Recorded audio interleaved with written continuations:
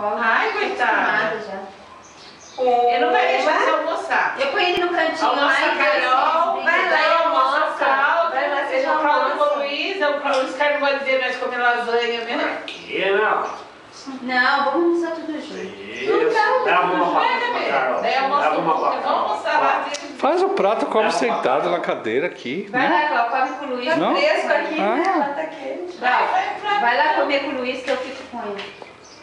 Deixa os homens comer, aí depois eu... Ele quer fazer um prato comer Carro. na área pra comer. Não. Pra Carro. comer mais fresco. Carro. O Luiz não é muito de comer com o prato na mão, ele come lá. Não? Deixa os amigos. É que o menino não vai deixar. Não, eu Uma como ele. carninha. Ele come arroz, ele vai comer arroz comigo. Fala botão. Ele vai comer. Chama a coitado. titia. Até ele quer entupir esse coitado de comida. Também ele comeu bem, tomou suco. Quer que o menino virou o quê? Ele adora comer arroz cru, assim, arroz. Não sei, mas ele comeu sim, bem. Você pensa que eu faço, eu como em casa?